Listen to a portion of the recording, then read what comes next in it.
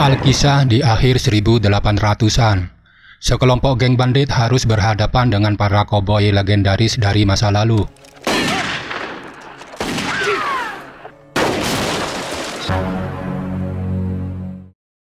Kisah diawali dari sebuah kota kecil bernama Sweetwater yang tenang.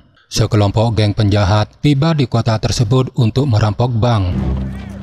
Pemimpin mereka adalah seorang pria yang dikenal sebagai Blackjack dan tangan kanannya bernama Kevin. Ketika teller menolak membuka brankas, Blackjack dengan kejam menembak salah satu tangannya. Sementara kelompok geng lainnya berjaga di luar bank termasuk Sonny. Saat itu, Sonny menyapa wanita pengencrit bernama Dolly. Sayangnya, interaksi mereka terputus ketika pasukan keamanan memasuki kota.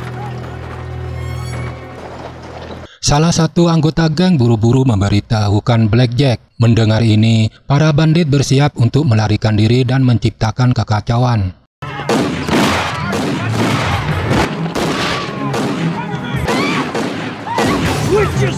Sonny menemukan Dolly terluka oleh peluru nyasar dan sangat membutuhkan bantuan. Sonny menemaninya di masa-masa sulit.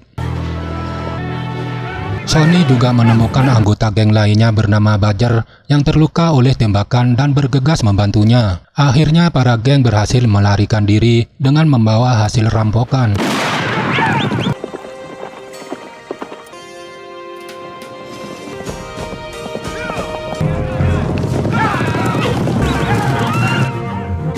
Setelah mereka cukup jauh, Blackjack berhenti dan mengumpulkan hasil jarahan ke kuda pengangkut barang.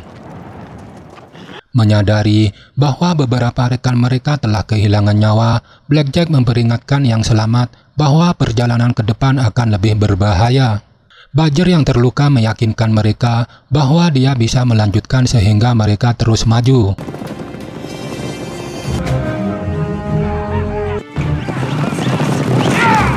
Mereka terus bergerak tanpa istirahat. Namun, Sonny semakin khawatir tentang cedera Badger.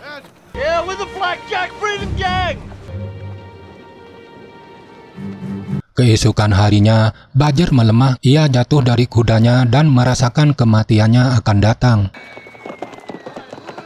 Saat yang lain pergi, Badger meminta Sonny untuk mengakhiri penderitaannya. Meskipun bertentangan dengan nuraninya, Sonny terpaksa melakukan permintaan Badger. Sekaligus, itu menjadi pertama kalinya Sonny menarik pelatuk pistolnya untuk menghabisi nyawa seseorang. Suara tembakan menarik perhatian Kevin. Dia kembali dan memuji keponakannya itu. Tiba-tiba, kaki Sonny ditembak oleh orang tak dikenal dari balik tebing. Ternyata, tembakan itu dari pasukan keamanan yang mengejar mereka. Melihat otoritas yang mendekat, kelompok geng buru-buru melarikan diri dan memicu pengejaran tanpa henti.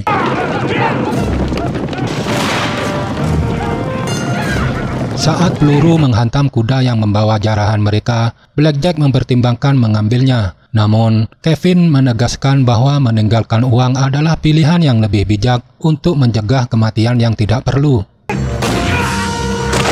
Akhirnya, pasukan keamanan memutuskan untuk membatalkan perburuan mereka. Geng Blackjack terus maju melalui badai pasir yang berbahaya. Mereka memasuki lorong tebing batu. Setelah sampai di ujungnya, mereka melihat pemandangan berbeda yang menakjubkan. Saat mereka menjelajah melalui hutan yang aneh itu, mereka melihat seorang Indian, pria asli Amerika sedang duduk di depan gerbang yang tampaknya tidak berguna.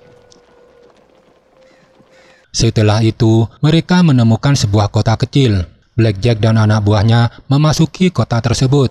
Warga kota menatap mereka dengan keheranan. Seorang syarif bernama Forrest melangkah maju untuk menyambut mereka. Welcome to refuge, strangers. Thank you, sir. Blackjack mengaku sebagai pengembala yang telah diserang oleh orang Indian. Mereka sedang mencari perlindungan. Setelah mendengar itu, Forrest menawarkan kebaikan kepada mereka. Tempat untuk istirahatkan kuda, minum di bar, dan menginap di hotel tanpa biaya alias gratis. Para bandit tidak bisa mempercayai Syarif, namun mereka tidak dapat menolak tawaran yang begitu murah hati. Blackjack meminta Forrest untuk membimbing mereka ke kantor telegram untuk menghubungi pemilik ternak. Namun, Forrest mengatakan bahwa kota mereka terputus dari dunia luar. Setelah itu, Forrest menugaskan Deputi Glenn untuk menemani mereka beristirahat. Sebelum berpisah, Forrest mengingatkan mereka untuk menahan diri dari menggunakan kata yang tidak senonoh di dalam kota, kecuali ketika di bar.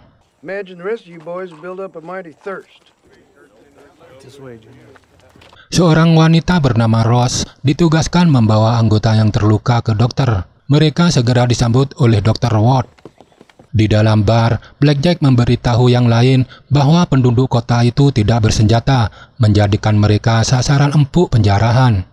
Adegan kembali ke Dr. Ward. Sonny mengatakan seperti pernah bertemu dengannya di suatu tempat di masa lalu. Ward menjelaskan bahwa dia memang tinggal di tempat yang disebutkan Sonny. Rose yang mengikuti pengobatan bertanya tentang berapa banyak pria yang telah dibunuh Sonny. Sonny menolak untuk menjawab, mendorong Rose untuk pergi. Tapi Sonny tidak bisa menahan diri dan mengakui bahwa dia hanya membunuh satu orang. Secara bersamaan, Dr. Walsh dan Forrest mengungkapkan bahwa peluru yang telah dikeluarkan dari serigala berkedok pengembala itu tidak pernah digunakan oleh orang Indian. Tapi Forrest berharap mereka pergi dengan damai dari kota. Sementara itu, Sonny bergabung dengan kelompoknya di bar. Saat matahari mulai terbenam, lonceng gereja berdentang.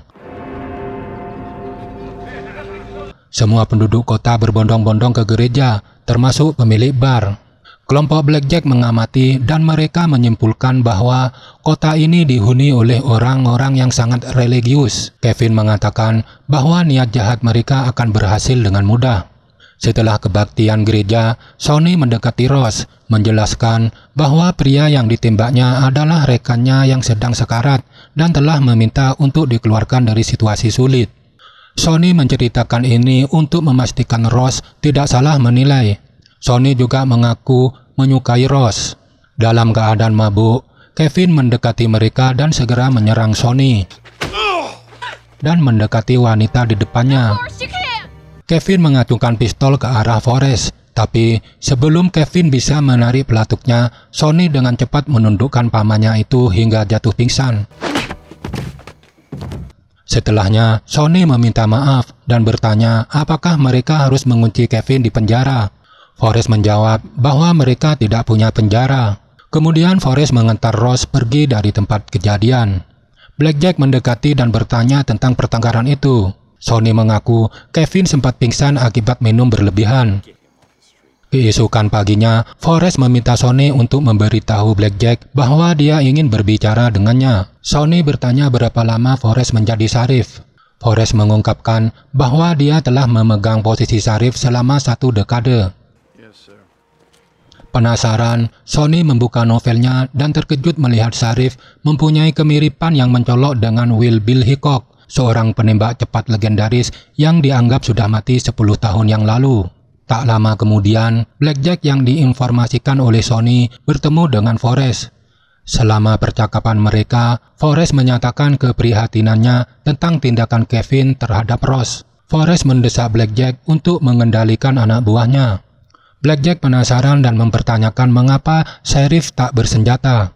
Forrest menjawab sederhana bahwa dia memiliki metodenya sendiri. Sementara, Kevin dan Sonny mendatangi toko amunisi milik Brooks.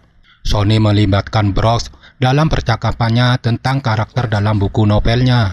Percakapan tiba-tiba terputus ketika Kevin secara tidak sengaja menjatuhkan beberapa item sambil menyembunyikan amunisi curian di balik mantelnya. Kemudian, amunisi dibagikan ke kelompok mereka. Namun, mereka melihat Brooks terlibat percakapan dengan Sheriff. Setelah itu, anak buah Blackjack menciptakan kekacauan. Di tengah-tengah kekacauan yang terjadi, Forrest memohon dengan ramah agar Blackjack menghentikan anak buahnya. Sayangnya, Blackjack mengabaikannya. Forrest memposisikan dirinya di pintu gereja, menahan rentetan pisau yang dilemparkan oleh anak buah Blackjack.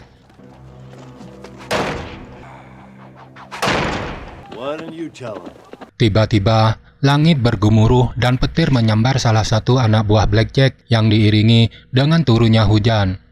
Blackjack dan anak buahnya yang menyaksikan kejadian tak terduga itu diam tertegun. Setelah semua orang membubarkan diri, penjaga gerbang penduduk asli Amerika tiba dan membawa tubuh almarhum ke gerbang misterius. Pada malam harinya, Sonny mencuri pandang saat Rose dan penduduk kota sedang berdoa di dalam gereja. Setelah itu, Sonny mendengar suara kereta kuda yang lewat.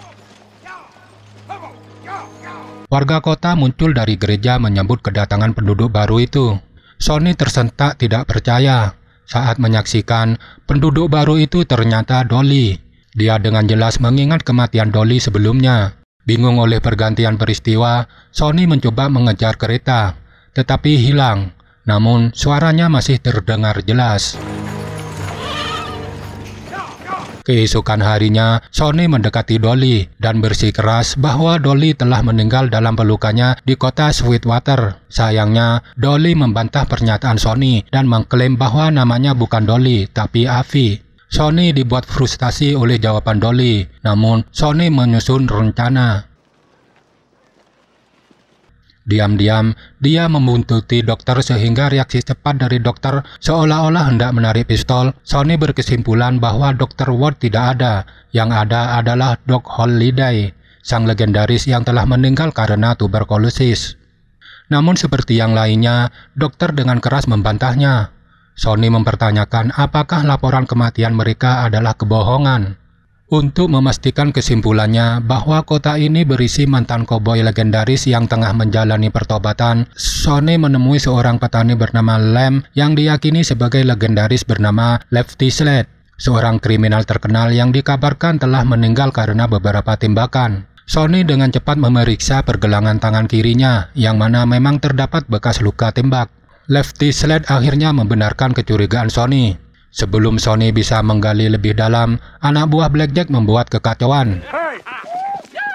Dikuasai oleh kemarahan, akhirnya membunuh salah satu dari anak buah Blackjack, membuatnya berteriak dan menangis menyesal. Warga kota berkumpul di sekitar Lefty Slade yang menyesal karena sudah 8 tahun tinggal di kota ini telah sia-sia. Tiba-tiba, mereka melihat penjaga gerbang sedang menunggu. Tidak berdaya, Lefty Slade berjalan lelah dengan penjaga gerbang yang tidak bisa ia tolak. Meningkatnya rasa ingin tahu, Sonny berusaha mengikuti mereka dan menyaksikan mereka masuk ke gerbang berkabut. Kemudian penjaga gerbang kembali sendirian yang membuat Sonny semakin bingung. Sementara di kota, Forrest memerintahkan Blackjack untuk meninggalkan kota. Blackjack yang marah berusaha menyerang tapi pukulannya gagal. Saat Blackjack menodongkan senapannya, tiba-tiba gempa mengguncang, mengganggu berlangsungnya peristiwa. Saat Sonny tiba, Kevin melarang masuk. Sonny menyelinap masuk melalui pintu belakang, menguping rencana mereka untuk menjarah dan membunuh siapa saja yang menghalanginya. Mendengar itu, Sonny buru-buru mencari Rose, dan menemukannya ia sedang mandi di danau. Sonny melihat bekas luka di lehernya, mengingatkan pada diri Befty. Rose mengakui bahwa dirinya Befty, wanita pertama yang digantung di daerah Arizona. Pengakuan Rose membuat Sonny sadar bahwa kota ini berfungsi sebagai tempat perlindungan para penjahat yang telah meninggal. Mereka diberi kesempatan kedua untuk memperbaiki kesalahan di masa lalu. Tidak ingin kehilangan orang yang dicintainya, Sonny meminta Rose memberikan kesempatan untuk meyakinkan Forrest dan yang lainnya agar mau melakukan perlawanan. Malam itu, Sonny bergabung dengan warga kota berkumpul di dalam gereja. Sonny belajar sifat sebenarnya dari kota itu yang berfungsi sebagai tempat para almarhum penjahat untuk mencari penebusan dan membersihkan jiwa mereka. Setiap orang harus melawan godaan dan dorongan hati. Mereka diberi kehidupan selama 10 tahun untuk mendapatkan tempat di surga. Satu kesalahan langkah bisa selamanya menghancurkan peluang mereka. Setelah mendengar bahwa mereka tidak memiliki niat melawan, perasaan Sonny kecewa, memutuskan untuk pergi. Sayangnya, dia dicegat oleh pukulan dari Blackjack dan Kevin. Meskipun warga kota menyadari pertengkaran, memilih untuk tetap diam, tidak ingin membahayakan peluang keselamatan mereka sendiri. Setelah dua bandit membuat Sonny tidak sadarkan diri, Ross membawanya ke Dr. Ward untuk pengobatan. Ketika sadar kembali, Sonny yakin dia sudah mati. Ross meyakinkan bahwa dia benar-benar hidup. Forrest menyatakan permintaan maafnya karena tidak dapat membantu Sonny. Sonny memahami keputusan sulit mereka. Sonny menyatakan kesediaannya untuk menghadapi semua anak buah Blackjack sendirian demi melindungi warga kota. Walaupun keadaannya melemah, keesokan paginya Sonny mempersiapkan diri untuk menghadapi kelompok Blackjack sendirian. Ross dan yang lainnya memohon agar Sonny melarikan diri selagi dia masih bisa, tapi Sonny tetap teguh pada pendiriannya. Sementara lonceng gereja berbunyi, memanggil warga kota untuk berkumpul. Dolly menarik Ross ke arah gereja. Saat itu, Sonny menyatakan cintanya kepada Ross. Menyaksikan tekad Sonny tak tergoyahkan, akhirnya Forrest memilih untuk berdiri di sisinya. Forrest sadar bahwa selama 10 tahun terakhir dia hanya memikirkan dirinya sendiri. Forrest mempersenjatai diri kembali menjadi Will Bill Hickok, seorang penembak cepat legendaris, diikuti oleh para legendaris lainnya. Bill Hickok memberi kesempatan terakhir kepada Blackjack dan anak buahnya untuk mundur. Didorong terlalu percaya diri, Kevin berusaha melancarkan serangan, tapi penembak legendaris Will Bill Hickok membuktikan keterampilannya, membuat para bandit tercengang.